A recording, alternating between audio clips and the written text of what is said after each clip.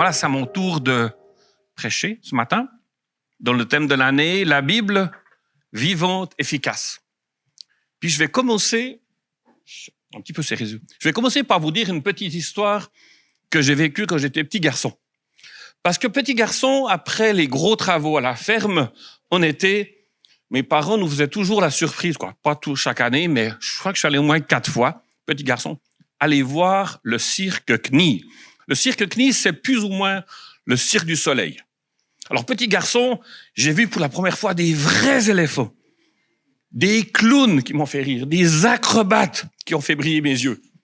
Mais il y avait un numéro toujours que j'attendais avec impatience, c'était le magicien qui faisait sortir de son chapeau des lapins et toutes sortes de choses. Mais des colombes même, mais je me pose encore la question, mais comment est-ce qu'il a réussi? J'ai pas trouvé le truc.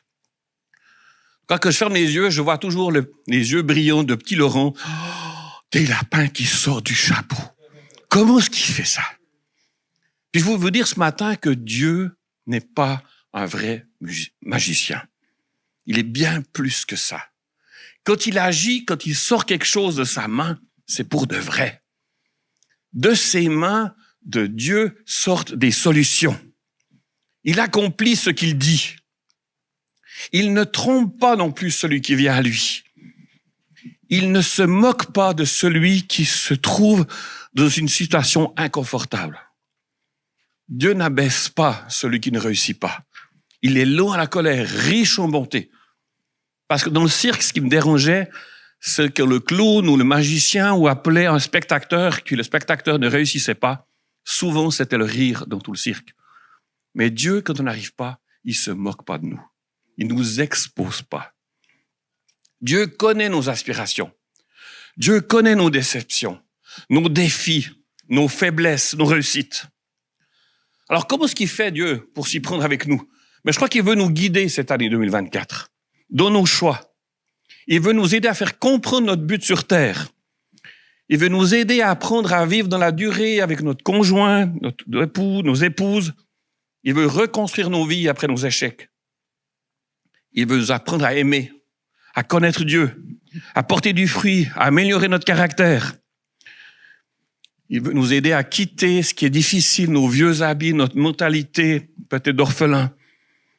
Dieu nous a offert un cadeau. Et ce cadeau, c'est la Bible. J'aimerais vraiment que cette année, on prenne au sérieux ce qu'il y a là-dedans. Je sais que la plupart d'entre nous prennent au sérieux, mais j'aimerais qu'on aille encore plus loin. Parce qu'il y a des bonnes choses là-dedans.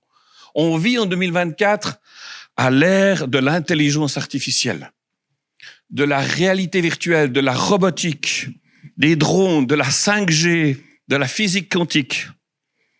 La connaissance sur Google, ça n'arrête pas de se multiplier. On est envahi par plein de ressources. Alors, qu'est-ce qu'il y a là-dedans de différent de Google? C'est quoi le message de la Bible? Très rapidement, la Bible nous explique le sens de notre vie, de notre présence sur Terre. Il y a des clés là-dedans. Pourquoi on existe? Elle nous donne un sens pour notre présent. Comment vivre pleinement l'aujourd'hui. Elle nous enseigne aussi ce qui se passe après la mort.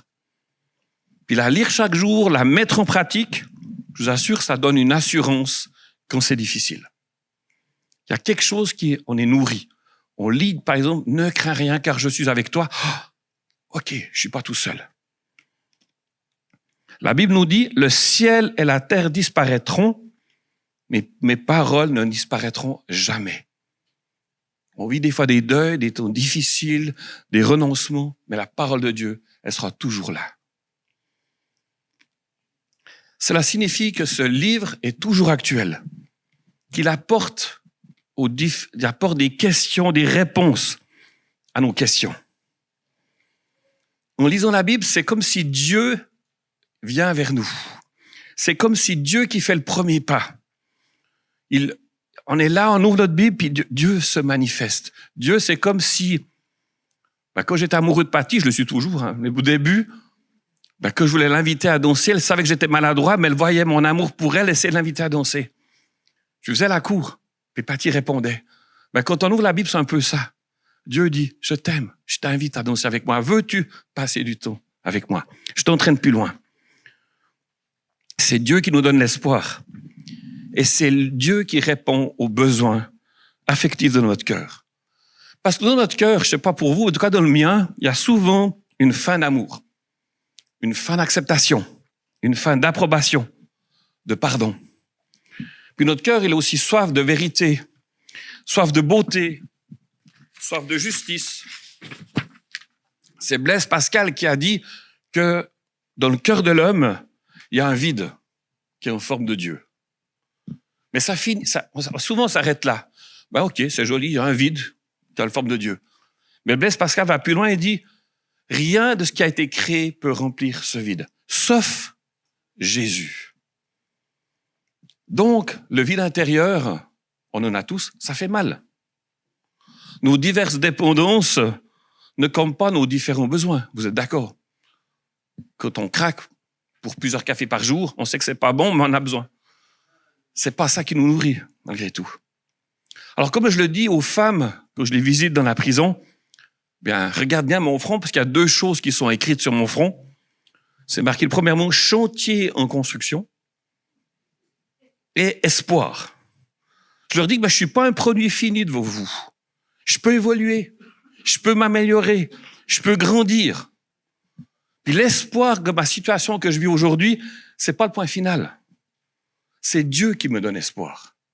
Donc, on est au chantier en construction, mais il y a de l'espoir, parce que Dieu travaille. J'avoue que des fois, j'ai encore honte de certaines de mes paroles, gestes, pensées. Mais je sais que ce que je pense, c'est pas la fin. Lire la Bible me fait découvrir la justice de Dieu. Parce que sa manière de me juger affecte la façon dont je me vois. Dieu dit pas coupable, Laurent. Il dit, Laurent, je te pardonne. Vivre dans la culpabilité me prive de la grâce de Dieu.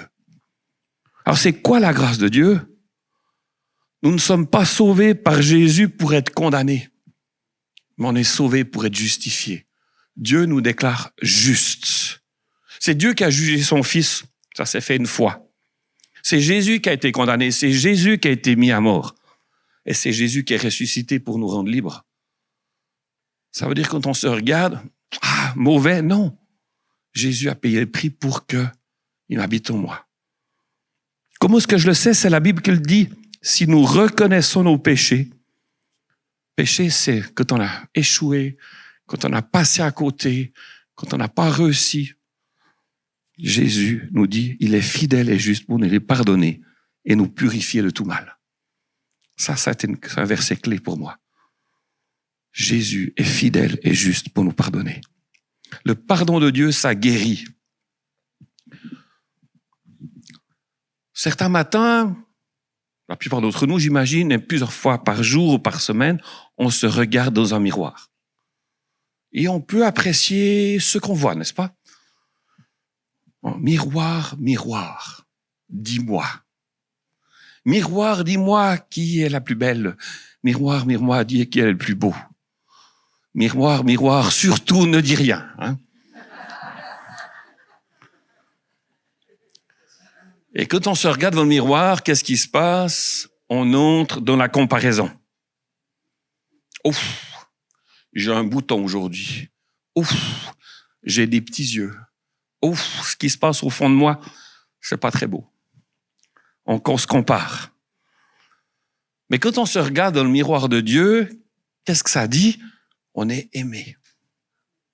Que Dieu a des projets de paix et non de malheur. Un avenir plein d'espérance. Quand on regarde dans le miroir de Dieu, on peut dire, je peux faire tomber le masque.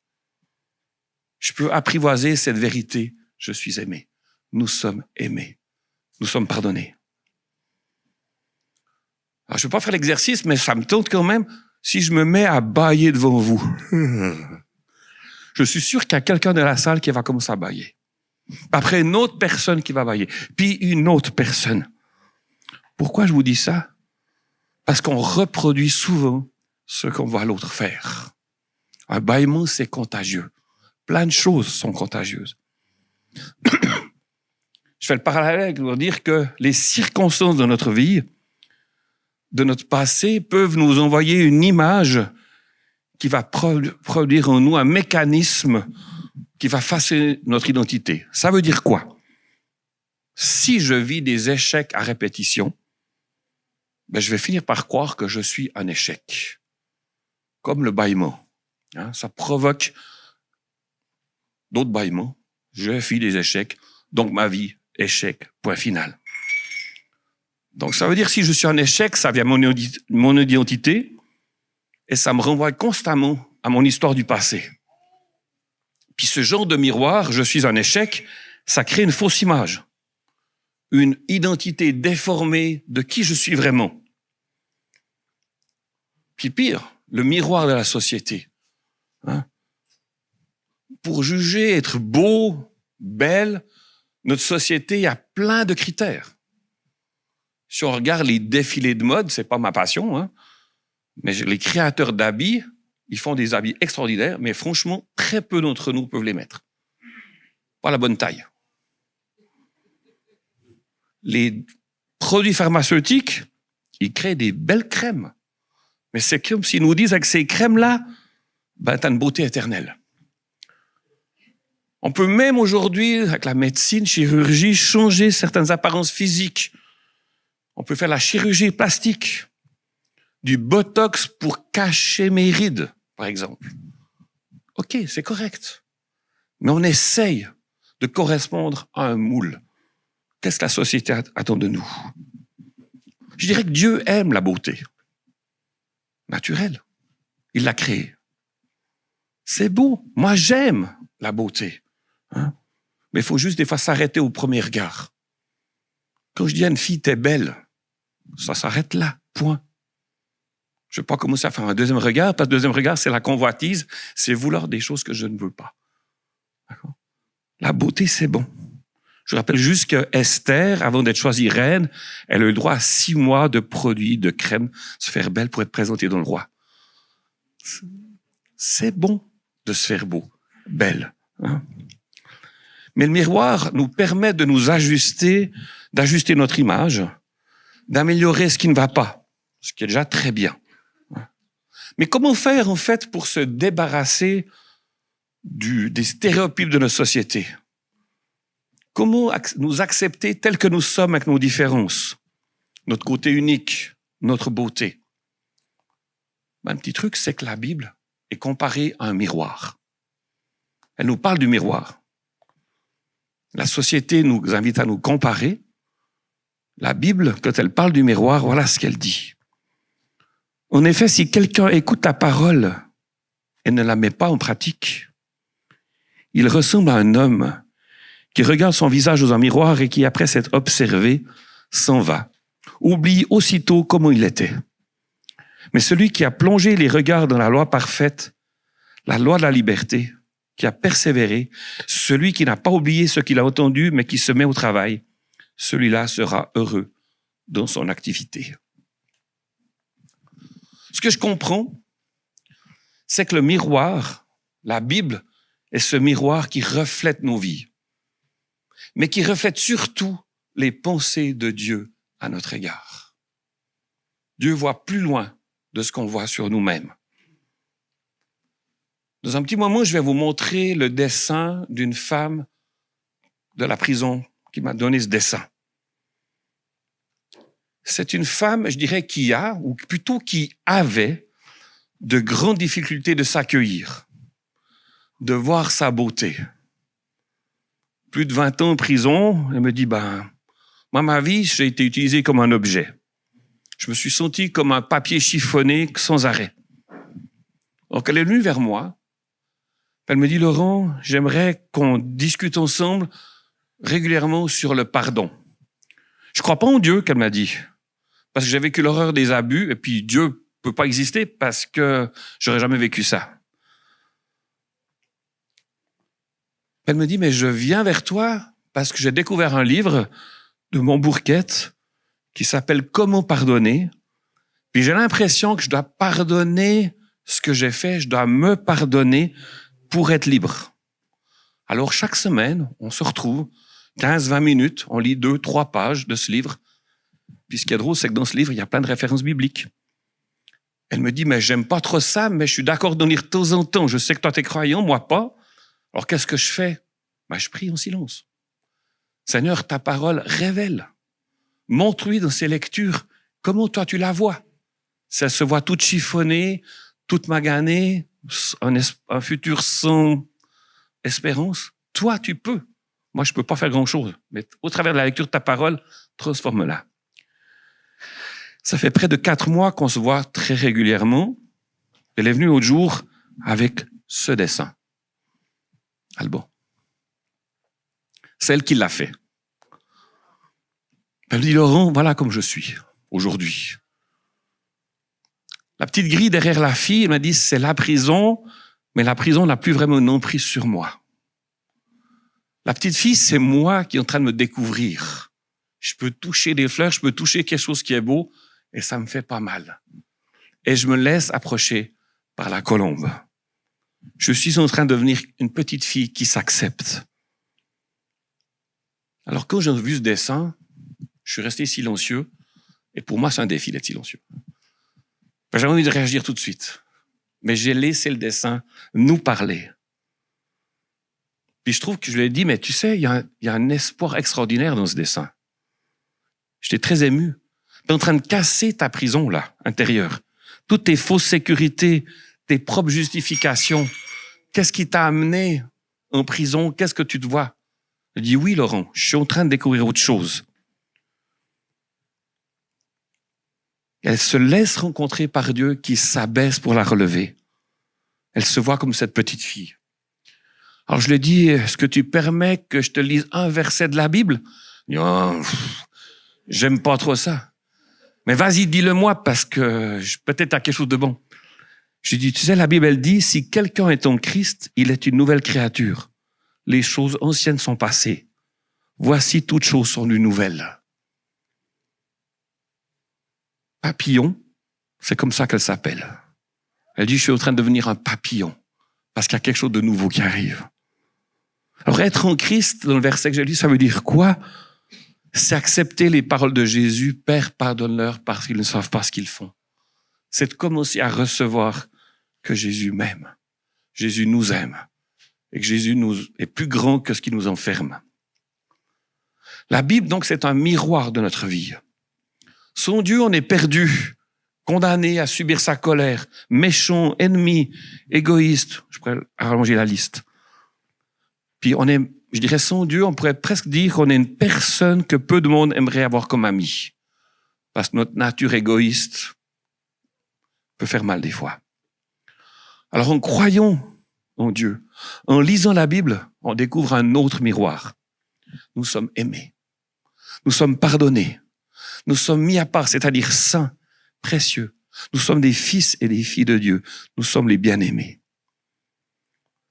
Vous êtes venus tous ce matin en voiture, la plupart d'entre vous. Et je pense que vous étiez bien contents que le pare-brise, ce qui est devant votre volant, devant le passager, était bien plus grand que le rétroviseur. Parce que pour avancer, on regarde devant, à travers le pare-brise. Le rétroviseur, il est utile pour quand on recule, des fois pour dépasser, souvent. Mais c'est la même chose pour notre propre vie. Dieu veut que nous apprenions à avancer avec foi, à regarder ses promesses, à y croire ce qu'il dit de nous. Et non à notre passé, à tout ce qui est alourdi, tout ce qui a été difficile. C'est bon de s'arrêter, c'est bon de régler, mais on ne peut pas conduire tout le temps comme ça. On doit regarder en avant. Alors, au lieu d'être quelqu'un qui avance tout en regardant derrière, ce qui est très difficile, arrêtons de regarder dans le rétroviseur, de la culpabilité, dans la honte, dans ce qui nous fait mal, mais soyons des promesses viseurs. Pas rétroviseurs, mais promesses viseurs. Je veux m'accrocher aux promesses de Dieu. Je veux m'accrocher à ce qu'il dit de moi. Alors, c'est pas le miroir du passé, c'est le miroir des promesses. Et là-dedans, il y a des promesses. Beaucoup de promesses. Entre autres, il nous dit, tu peux dire les promesses, Alban, il t'a promis d'être là, à tes côtés, dans tes tempêtes. Il t'a promis de te bénir dans ton travail. Il t'a promis un futur agréable. Il t'a promis de faire concourir toutes choses pour ton bien. Il t'a promis de se charger de tes soucis. Il t'a promis de bénir ta descendance.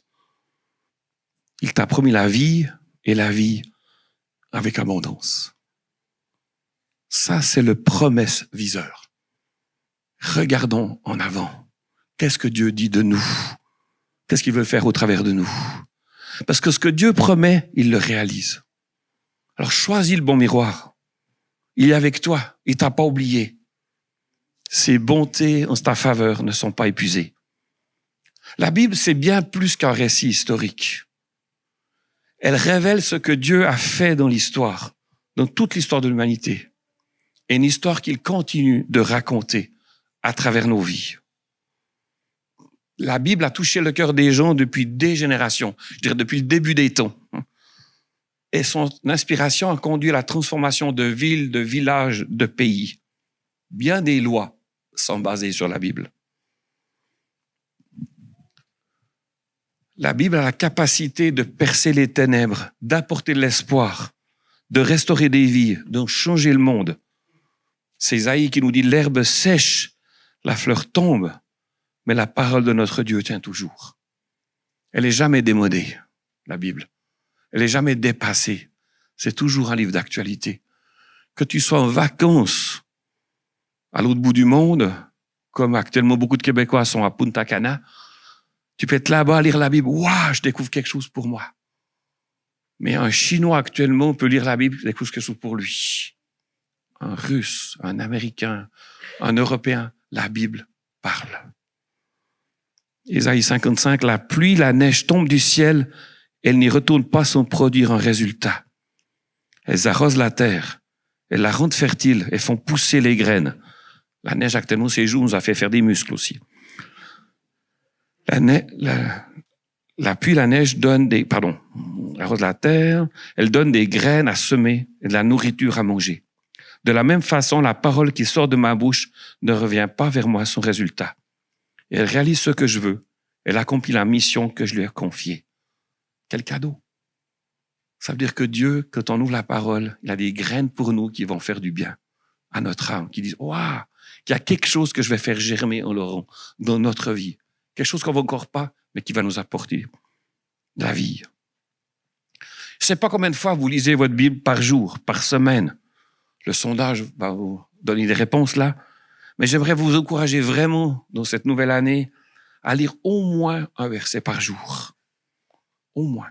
Puis comment, où est-ce qu'on le trouve? On a tous des téléphones intelligents. Téléchargez peut-être l'application La Bible, YouVersion. Il y a tous les jours le verset du jour. Si vous n'avez pas l'habitude, commencez juste à lire ça. C'est fou comme ce verset qui est traduit dans je ne sais pas combien de langues, il fait du bien actuellement. C'est reçu dans la prière, c'est mis ce verset-là. On peut commencer par là. Je vous encourage.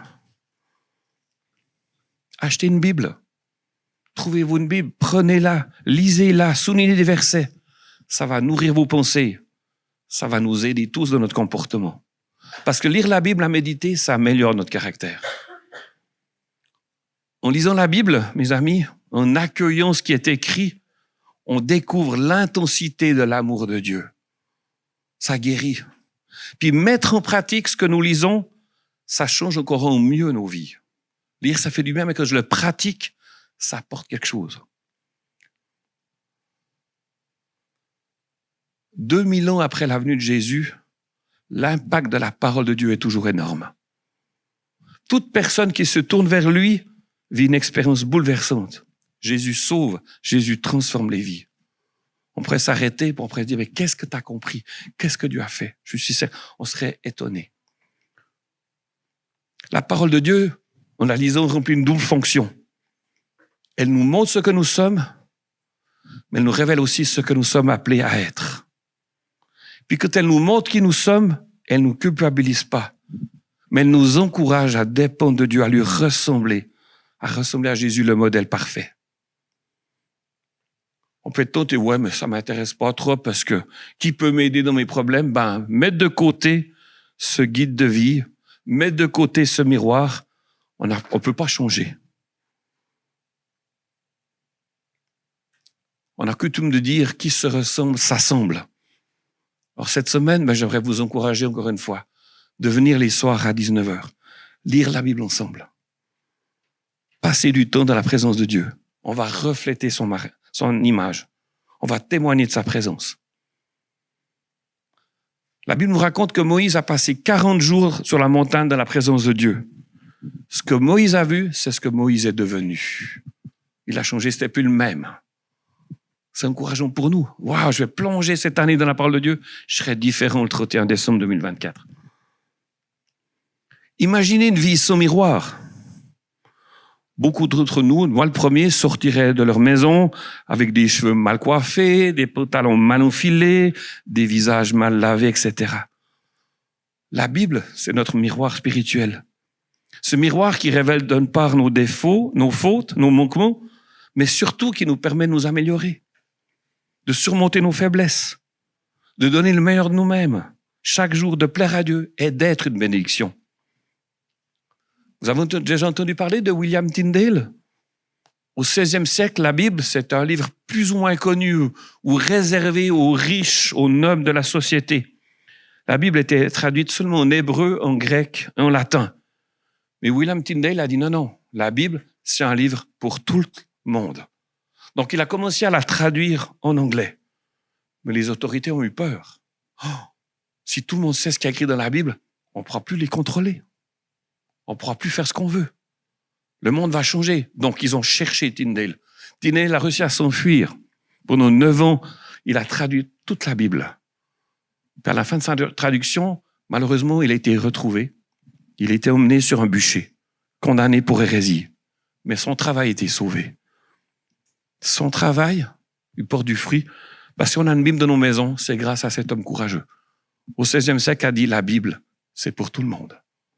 C'est un livre qui vaut la peine.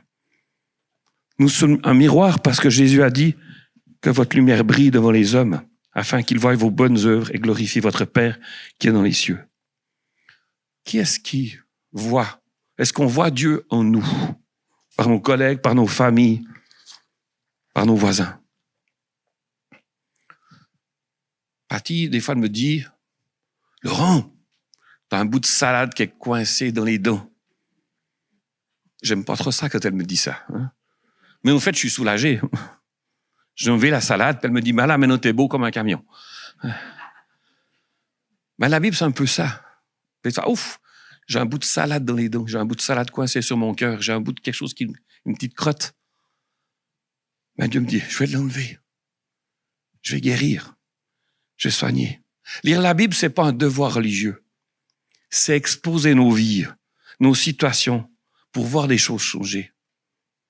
Elle met en lumière ce qui ne va pas, mais surtout, elle va nous guider dans nos choix, dans nos décisions à prendre. Lire la Bible, la mettre en pratique, nous positionne pour une vie passionnante.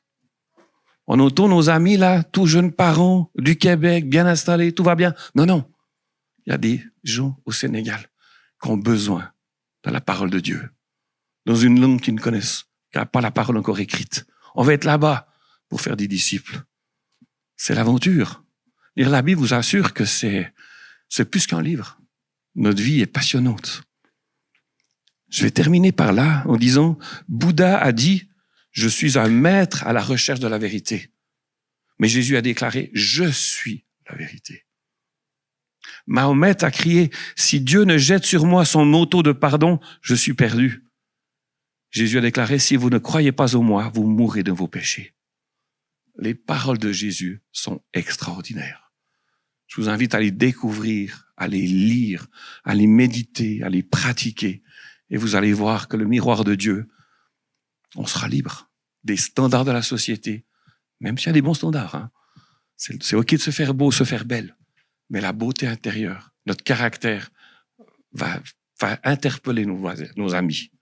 Alors je vous encourage et bonne mise en pratique dans cette année de découverte de la parole de Dieu. Amen.